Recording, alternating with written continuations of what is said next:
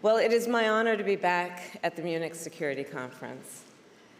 As many of us remember, last year on this stage, I warned of the imminent invasion of Ukraine by Russia.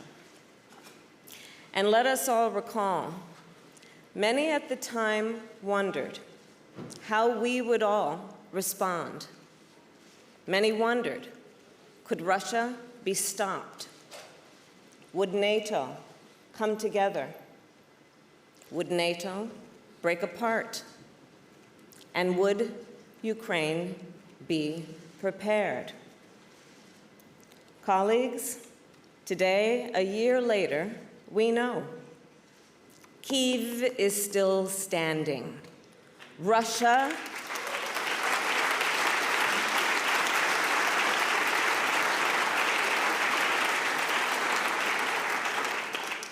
is weakened.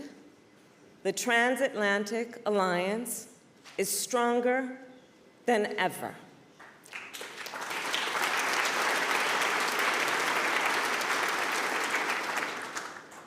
And most importantly, the spirit of the Ukrainian people endures. And under Joe Biden, President of the United States, our country has demonstrated decisive leadership. As President Biden often says, the United States will support Ukraine for as long as it takes. We will not waver. And today, at this Munich Security Conference, I will then describe what we all continue to have at stake: the moral interest, the strategic interest, and the reason Ukraine matters for the people of America, for the people of Europe, and for people around the world. First, from the starting days of this unprovoked war, we have witnessed Russian forces engage in horrendous atrocities and war crimes. Their actions are an assault on our common values, an attack on our common humanity. And let us be clear, Russian forces have pursued a widespread and systemic attack against a civilian population. Gruesome acts of murder, torture, rape, and deportation, execution-style killings, beatings, and electrocution. Russian authorities have forcibly deported hundreds of thousands of people from Ukraine to Russia, including children. They have cruelly separated children from their families. And we've all seen the images of the theater in Mariupol, where hundreds of people were killed. Think of the image of the pregnant mother who was killed following a strike at a maternity hospital where she was preparing to give birth. Think of the images of Bucha, civilians shot in cold blood, their bodies left in the street. The jarring photograph of the man who was riding his bike. Think of the 4-year-old girl who the United Nations recently reported was sexually assaulted by a Russian soldier. A 4-year-old child.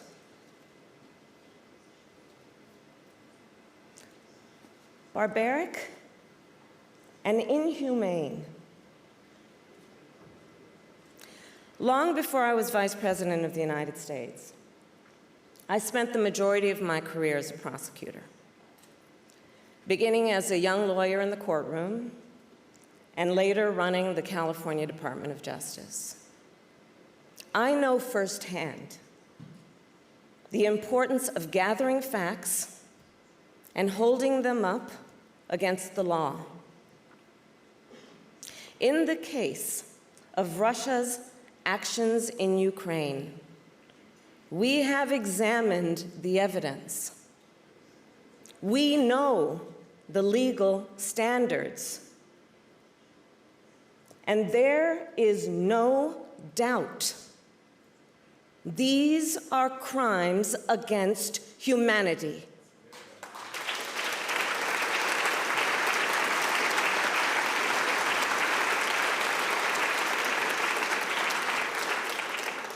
The United States has formally determined that Russia has committed crimes against humanity. And I say to all those who have perpetrated these crimes and to their superiors who are complicit in these crimes, you will be held to account. In the face of these indisputable facts, to all of us here in Munich, let us renew our commitment to accountability. Let us renew our commitment to the rule of law. As for the United States, we will continue to support the judicial process in Ukraine and international investigations, because justice must be served. Let us all agree, on behalf of all the victims, both known and unknown, justice must be served. Such is our moral interest. We also have a significant strategic interest. The fight in Ukraine has far-reaching global ramifications. No nation is safe in a world where one country can violate the sovereignty and territorial integrity of another.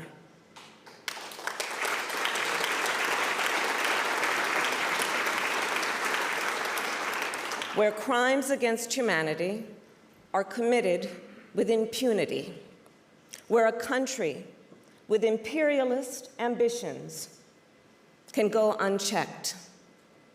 Our response to the Russian invasion is a demonstration of our collective commitment to uphold international rules and norms. Rules and norms which, since the end of World War II, have provided unprecedented security and prosperity, not only for the American people, not only for the people of Europe, but people around the world. Principles that state that sovereign nations have a right to peacefully exist, that borders must not be changed by force, that there are inalienable human rights which governments must respect, and that the rule of law must be preserved. Indeed, this moment has tested our willingness to defend and uphold these rules and norms. And we have remained strong, and we must stay strong. Because if Putin were to succeed with his attack on these fundamental principles, other nations could feel emboldened to follow his violent example.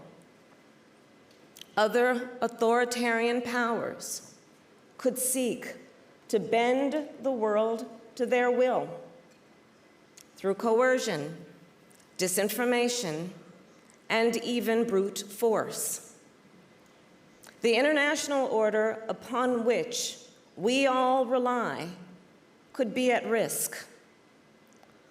So in the interest of global security and prosperity, one of our defining missions is to uphold international rules-based order. And nations around the world agree. Consider, more than 140 countries voted at the United Nations to condemn Russia's aggression and to support Ukraine's sovereignty and territorial integrity in defense of the core principles of the UN Charter.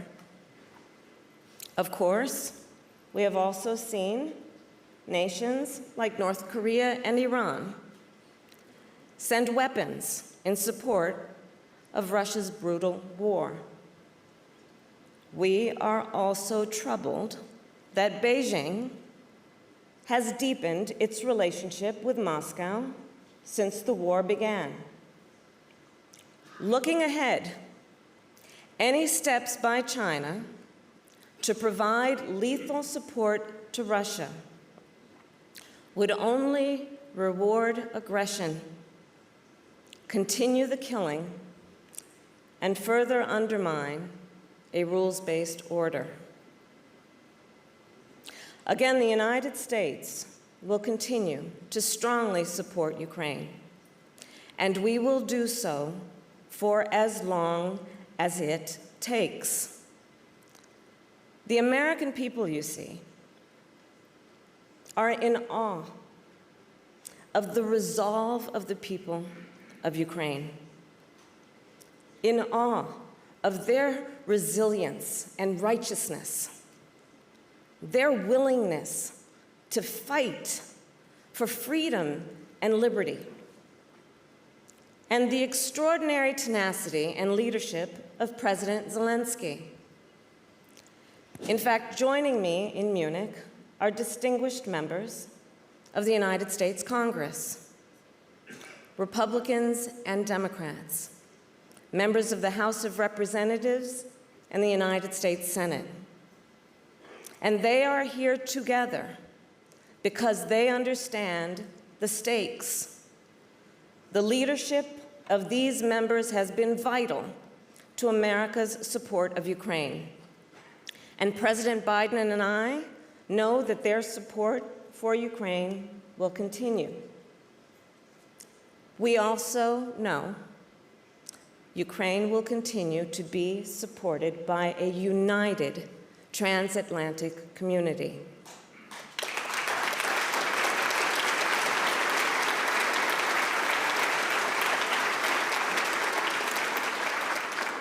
So Putin thought he could divide NATO.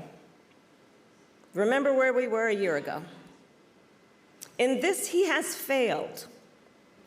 The NATO alliance is stronger now than ever before. And the United States' commitment to NATO and to its Article 5 is ironclad. Just look at our track record over the past year. Just look at our multilateral cooperation. Together, we have provided historic assistance to Ukraine. Together, we have dealt Russia a strategic failure. Together, we have imposed unprecedented costs on Russia. And together, we have pursued energy security and reinvested in our collective defense. And we have come together to stand for our common values and our common interests, and our common humanity. I have no doubt that this unity will endure. I also have no illusions about the path forward. There will be more dark days in Ukraine. The daily agony of war will persist.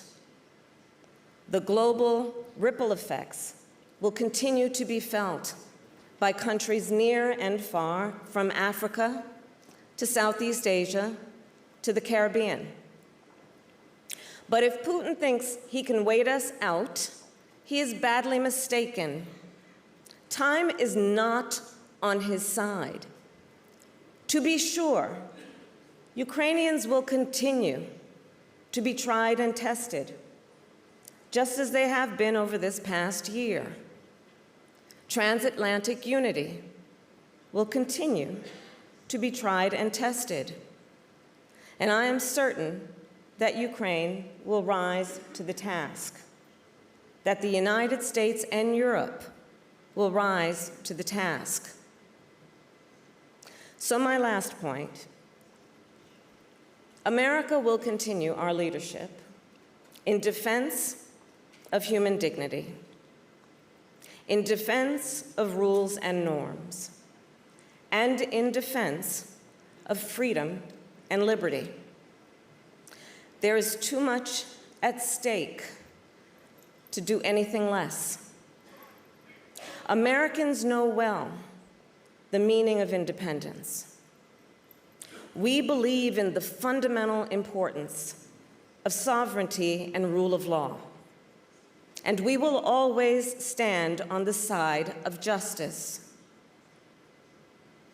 Colleagues, I do believe we all know, when future generations look back at this moment, they will see that we understood the task before us and rose to this occasion. And so to you I say, the United States of America is proud to be your partner in this noble pursuit. Thank you.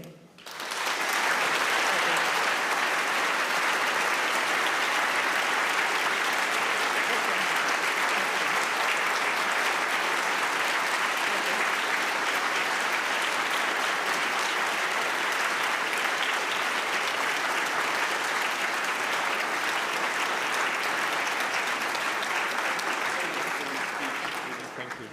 Wonderful. We go for hands. Yeah.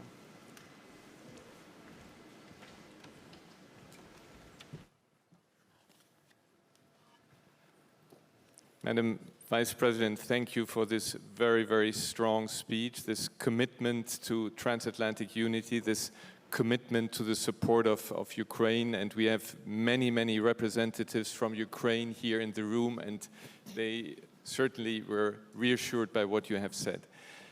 Let me ask you, you confirmed this US support, but we all know next year the United States will enter into an election campaign. We are in a democracy. We know which side of the aisle the result will be.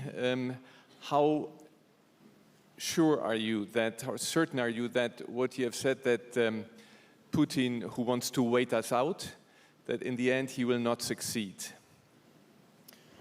Thank you, Christoph. As I said, I believe, and I believe the American people understand the stakes. And the stakes being our moral interest and our strategic interest. I will tell you, I travel around the United States, and I have seen the Ukrainian flag fly in places most of you have probably never heard of in the United States. In storefronts, in front of homes, people proudly wearing, Americans proudly wearing the colors of Ukraine. The American people are aware of the images of Bucha. The American people take great pride in a fight for independence, that being part of the foundation of our nation and our principles and values. I think about where the United States is going on this issue based on the track record of where we've been. You only have to look at where we were a year ago and where we are today in terms of the contributions and resources that America has put into everything from ammunition to artillery to air defense, from Stingers to Abrams tanks, HIMARS, Javelins. I look at it in the context of the United States Congress, which is here in force. I'm told it is the largest delegation, bipartisan and bicameral, of the United States Congress to this meeting, to this Munich Security Conference.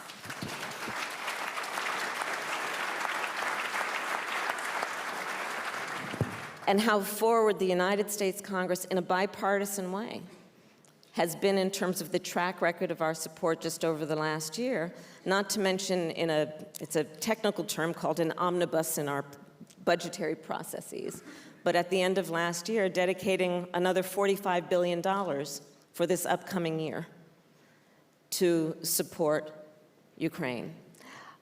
Our priority is to ensure Ukraine's strength on the battlefield, and that is our commitment.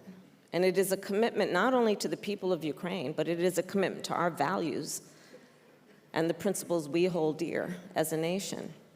And I cannot be here without also mentioning the importance of the alliance, Europe, and what it has done. Our host, Germany. I was with Chancellor Scholz yesterday. What we collectively have done. We are not only joined, I think, by our values and our understanding of the stakes and what is at stake in terms of a moral and a strategic interest. We have been great colleagues in terms of pooling our resources, coordinating our resources in a way that I believe will give Ukraine the best support they need to fight this fight.